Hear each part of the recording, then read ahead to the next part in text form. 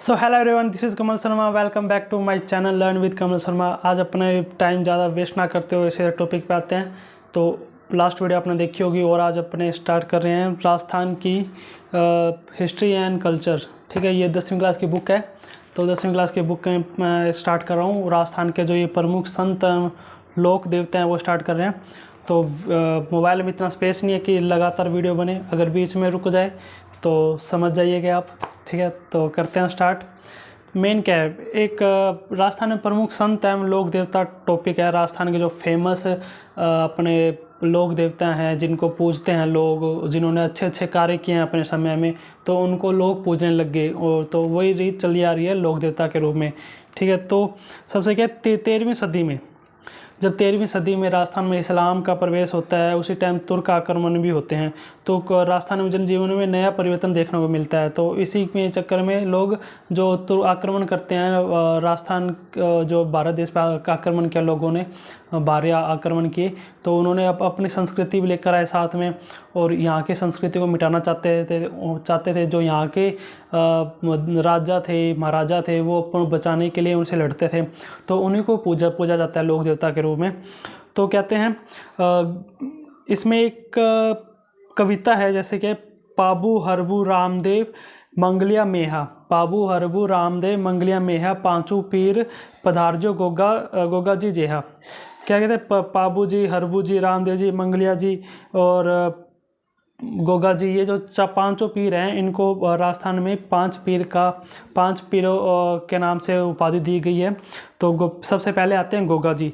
गोगा जी राजस्थान के 5 पीरों में से सबसे ऊपर रहते हैं। तो इनके माता पिता का नाम था जेवर और माता का नाम था बाछल।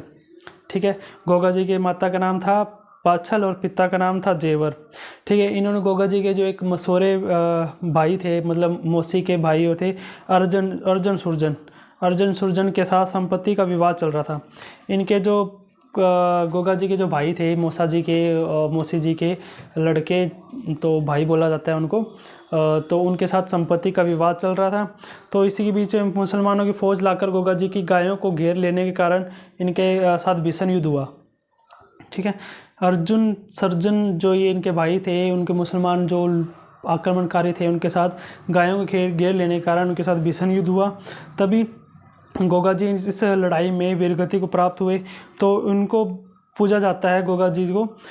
इनकी जो क्या बोला जन्म स्थल है वो शीर्षमेढ़ी है, जहाँ पे ददरेवा शीर्षमेढ़ी तथा इनका समाधि स्थल अपना दूरमेढ़ी कहलाता है, जो हनुमानगढ़ में है, और चूरू में इनका जन्म है। तो हनुमानगढ़ में समस्त क्या नाम वहाँ पे उनकी समाधि बनी है। हनुमानगढ़ में गोगा मेढ़ी नाम से बोला जाता है। तो भाद्रपद कृष्ण नवमी को इनका गोगा नवमी होती है, तो उनका जन्मोत्सव भी मनाया जाता है। इनकी पहचान क्या है, इनके एक अश्वरोही है, भाला लिए है, और योद्धा के प्रतीक के रूप में इनको पूजा जाता है। सर्प सांपों के देवता के रूप में पूजा जाता है राजस्थान में। ठीक है, मेन इसका क्या इतना ही है। गोगा जी के माता पिता का नाम बाछल देवी और पिता का नाम जेवर था। ठीक है, ये गोगा नवमी को इनको पूजा जाता है। गोगा नवमी इनकी मनाई जाती है, मेला लगता है गोगा नवमी को। ठीक है, और इनके जो शीर्ष मेढ़ी है, ददरेवा है, और गोगा मेढ़ी, और जो ये धूर मेढ़ी है जहाँ पे समाधि स्थल है हनुमानगढ़ में, ये पूछा जाता है। और इन्होंने जो किन के साथ लड़ाई हुई थी, अर्जुन सुरजन के साथ इनकी लड़ाई हुई थी। ठीक है, संपत्ति का विवाद चला था, मुसलमानों ने आक्रमण किया। ठीक है, इतना। फिर अगला आता है तेजा जी। तेजा जी बहुत पहले से हुए हैं। 1073 ईस्वी में इनका जन्म हुआ था। 1073 ईस्वी बहुत मतलब काफ़ी सालों पहले। ठीक है, तो ये नागौर में जन्मे थे। खडनाल है इनका, नागौर ग्राम पड़ता है। ठीक है, और इनके थाड़जी और रामकुमरी, मतलब उनके माता पिता का नाम था थाड़जी और रामकुमरी। तो इनके माघ शुक्ल चतुर्दशी को इनका जन्म हुआ था 1073 ईस्वी में। ठीक है, पत्नी इनकी पेमल दे थी।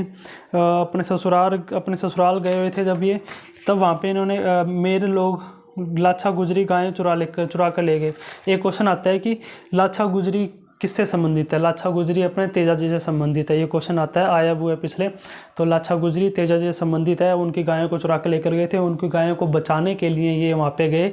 तो उनसे भीषण युद्ध हुआ, जिसमें इनको एक सर्प मिला रास्ते में। सर्प ने उनको डसने के लिए बोला, लेकिन उन्होंने ये कहते हुए उनको डसने से मना करवा दिया कि मैं वापस आऊँगा और अपने डसवा लूँगा।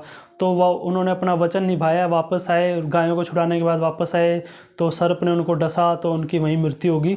तो उसी समय से नाग देवता ने उनको वरदान दे दिया कि आप नाग देवता के रूप में पूजे जाएंगे। तो तभी से उनको जो तेजा जी है नाग देवता के रूप में पूजा जाता है। उनको जब भी उनका कोई नाग डस लेता है तो उनकी एक धागा बांधा जाता है हाथ पे, ताकि उनका विष नाग का विष ना चढ़े, तो तभी से पूजा जाता है। तो इनका जो सुरसरा किशनगढ़ में हुआ था, सर्पदंश हुआ था, तो भाद्रपद शुक्ल दशमी को इनका जन्म दिवस मनाया जाता है। और भाद्रपद शुक्ल दशमी को इनकी मृत्यु हुई थी। और अवसर पंचमी से पूर्णिमा तक परबसर नागौर में इनका विशाल पशु मेला लगता है। ठीक है, इनका विशाल पशु मेला लगता है परबसर में, नागौर में। ठीक, दूसरे हो गए अपने देवता। फिर तीसरे आते हैं पाबूजी।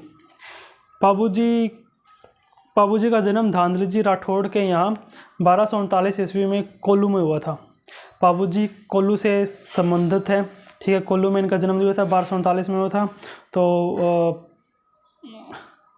इनकी जो अमरकोट, पाबूजी का विवाह जो अमरकोट के सूरजमल सोडा की पुत्री सोडी के साथ हुआ था। जो ये परबसर, ये क्या नाम है, पाबूजी की जो शादी हुई थी अमरकोट के सूरजमल सोडा की पुत्री सोडी से हुआ था। ये इसके प्रतिद्वंदी जायल नरेश जिंदराव खिंची ने पूर्व वैर के कारण देवल चारनी गायों को घेर लिया। अब इसमें एक क्वेश्चन पूछा जाता है, देवल चारनी गायों को घेर लिया किससे संबंधित है? अपने पाबूजी से। और लाछा गुजरी किससे संबंधित है? तेजा जी से। ठीक है, तो इन्होंने गायों को घेर लिया और इनको छुड़ाने के लिए गए, और तभी उनके युद्ध में उनकी प्राणों को त्याग दे दिया अपने।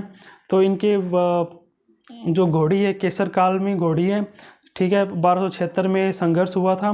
तो कोल्लू फलोदी में इनका पूजा स्थल है।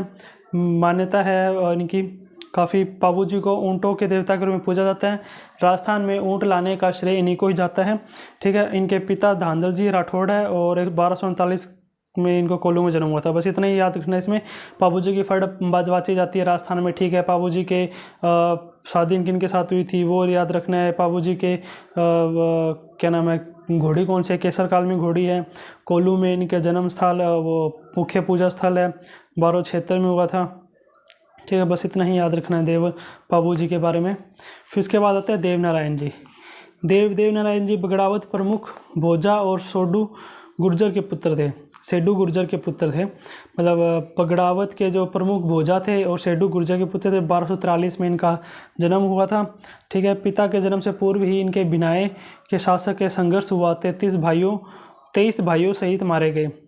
23 भाइयों सहित मारे गए। इनसे पूछा जाता है 23 भाइयों सहित कौन मारे गए थे, तो देवनारायण जी के संबंधित रहते हैं। ठीक है, इनकी माँ सोडू पहले इन्हें लेकर पिहर मालवा चली गई। 10 वर्ष की अल्पायु में वे पिता की मृत्यु का बदला लेने राजस्थान की ओर लौट रहे थे। 10 वर्ष की आयु में पिता का बदला लेने राजस्थान की ओर लौट रहे थे। रास्ते में मार्ग में ही धारा नगरी में जयसिंह व देव परमार की पुत्री पीपल देव से उन्होंने विवाह किया। ठीक है, देवनारायण जी ने रास्ते में पीपल देव से शादी की और संघर्ष किया। देव जी ने उसे मौत के घाट उतार दिया। जो इन्होंने बदला लेने गए थे उनको मौत के घाट उतार दिया। ठीक है, इनका मुख्य पूजा स्थल है आसीन भीलवाड़ा में। अपनों को याद रखना है, देवनारायण जी का मुख्य पूजा स्थल है आसीन भीलवाड़ा में। भाद्रपद शुक्ल सप्तमी को इनका मेला लगता है। भाद्रपद शुक्ल सप्तमी को इनका मेला रखता है। इनके अनुयायी कौन है? गुर्जर है। ठीक है, देव जी की फड़ बाची जाती है। बगड़ावतों के संबंध काव्य बगड़ावत के गायन इनका यशोगान करते हैं। ठीक है, हर 3 पहर गाए जाने पर इनके 6 माह पूर्ण होता है। की विदंती है कि हर रात 3 पहर गाए जाने पर ये जो बगड़ावत जो इनके फड़ है वो 6 महीने में पूरा होता है। फिर अगला आता है अपना मल्लीनाथ जी सलखा और जानी दे के ज्येष्ठ पुत्र थे। 1358 में इनका जन्म हुआ था। ठीक है, चाचा कानड़ दे के यहाँ मेवा के शासन प्रबंध देखने लगे थे। जब इनके पिता की मृत्यु हो गई थी, चाचा के साथ अपने ये देखने लग गए थे, क्या बोलते हैं, शासन देखने लग गए थे। ठीक है, तो इनका 1374 में इनकी मृत्यु हो गई थी। चाचा कानड़ देव की मृत्यु 1374 में हुई थी और 1378 में इन्होंने राज्य का पूरा विस्तार क्रम किया। ठीक है, और सूबेदार निजामुद्दीन की सेना को इन्होंने मार गिराया। एक क्वेश्चन पूछा जाता है कि फिरोज तुगलक के मालवा के सूबेदार निजामुद्दीन की सेना को किसने मार भगाया, तो आंसर आएगा मल्लीनाथ जी ने। ठीक है, सारे संतों को एकत्र करके 1339 में इन्होंने एक वृहत हरि कीर्तन आयोजित करवाया।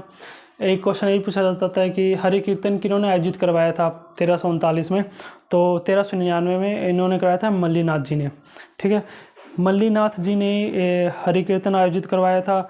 इनके चैत्र शुक्ल द्वितीया को इनका स्वर्गवास हो गया। चैत्र शुक्ला द्वितीया को स्वर्गवास हो गया। लूनी नदी के तटवर्ती तिलवाड़ा गांव में इनका मंदिर है। कहाँ पे? लूनी नदी पड़ती है वहाँ पे, उनके पास में इनका मंदिर है, तिलवाड़ा के पास में, तट पर ही।